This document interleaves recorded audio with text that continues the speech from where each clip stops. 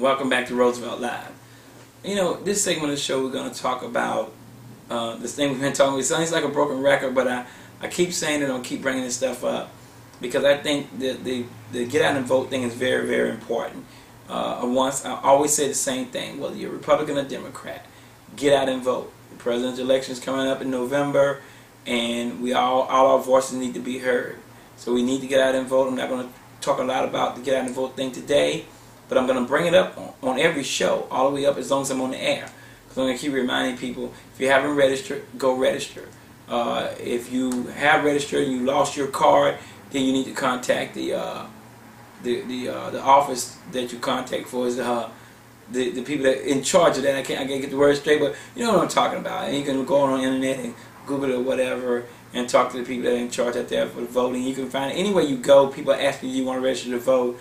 So if your address has changed, people don't forget to change your address at the voter registration place or wherever you need to go to get that done. Or go out online and find out what you need to do to get a new voting card. So when it comes time to vote, that you will be at the right area to vote at and don't go show up at an area that you're no longer a part of because you moved. So it's really going to be important to do that. If you need to get an up-to-date ID, don't hesitate now, where we're still a good 7 months out, to get an up-to-date ID. So it won't be an issue. Make sure you don't have an expired ID. If you don't know where your ID is, for say, then get another ID so you'll know when the time comes. Whatever it takes to vote, you need to vote. There's a lot of issues on the table in 2012. Whether you agree or disagree with the president, I'm going to say it again, if you don't want him in there, do all you can to vote him out. And if you want him in there, do all you can to keep him there. That's what you do. But either side, get out, vote, vote, vote, vote. I can't say that enough. Continue to vote. It's extremely important. Matter of fact, I don't think there's nothing more important in this election, because this country here, at this point, I mean, I love the United States of America, and I don't want to live anywhere else but in the United States of America. But if we don't do something about the things that are happening with the people as far as money and income inequality, it sucks a lot of times. And as a business owner, I've been quite upset. I've heard, I haven't seen, I've heard the president talk about small businesses, and I'll be glad when somebody can define what they mean about what kind of breaks there are out there for small businesses, because I haven't seen anything. It haven't trickled down to me yet, and I wish it would. The small businesses allegedly is the backbone of America. And if we are the backbone of America, then they're breaking my back. That's how I see it. And I'll tell you another thing too. You know, the job numbers came in for the month of, I guess it came in just last week. I guess those are February numbers, came in April. And I can honestly say that as an employer, that I know the job number was down. I think it was 130,000, something like that.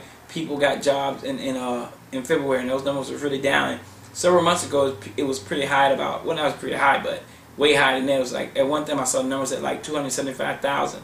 But I'm going to say this. Within those numbers, a couple of those numbers are mine as a company, because we, at this company that I own, the one of them anyway, has definitely been doing hiring from July all the way up until someone just yesterday that we hired. So we have put our share into those numbers. Then when the job numbers come out, some of those numbers, a little bit of them belong to my company. I'm not bragging on them, I'm just saying we're doing our part to try to employ people, to bring people back into the fold so they can make money, so they can go to work and try to earn a decent living. So when someone says, well, what do you got to do with anything? Well, that's what I got to do with it. I am helping to employ people.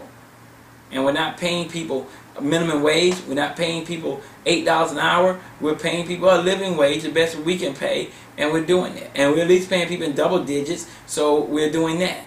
So we're doing the best we can on our end, not only to help the company, but to help the employees as well.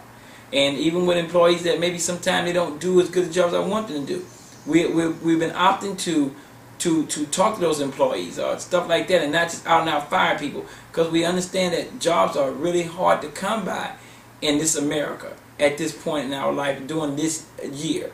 So we try to say to the employees that maybe slip a little bit, that hey, you know what, let's maybe if they get too bad, maybe we'll give them a day off work or something. But we've been trying not to really terminate those people. But if you have to as an employer. But if we can talk to them and make them understand that hey, jobs are hard to come by, you really want to hold on to your job, and you need to do a better job at what you're doing so you can keep your job. And I will say at this company, that one of the companies that I own, I have employees that has worked for me for a good 14 years. So we're not just some company that hire people every 2 or 3 months and get rid of them. We don't do that. We take pride in our workers, and we also make sure that we have an opportunity for those workers to actually excel and be promoted within the company. We've always advocated promoting from within, because we think it's better to promote from within the family. That's what we call this company. I relate to it a lot as the family, because I look at my employees as more than just employees. I look at them as family. And that's why a lot of those employees have been around for double-digit numbers of years, because they know that we treat them here like family. If something happened to those employees, if they're in the hospital or whatever, we make phone calls to their family. We go out to the hospital and physically visit these people. Why? Because we treat them like family. You will go a lot further in your life with your employees if you treat them like they're human beings, and not just treat them like they're time card holders, where they don't care anything about them unless it's something benefiting you or your company. We care about the employees here at the company that I own, and we're going to continue to care about them. We're going to continue to do the best we can. And some employees that has gone off to do work that maybe they feel they got a better opportunity for, they have come back full circle sometime. And we have taken them back and gave them jobs, because that's what we do. And I don't want to mention the name of the company, so I always slip there and say a little bit. But anyway, I'm not going to say it because you're not promoting the name of the company at no means.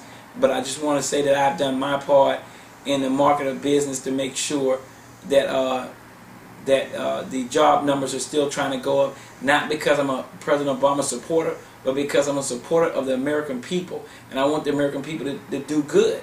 I want everybody to have jobs that can. I would like to see the unemployment rate go down.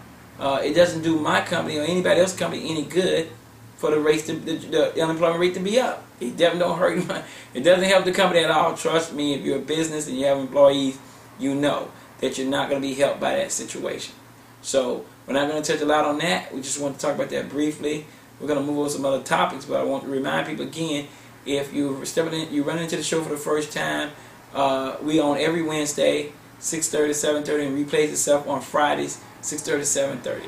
That's Bright House channel 150, 149, 150.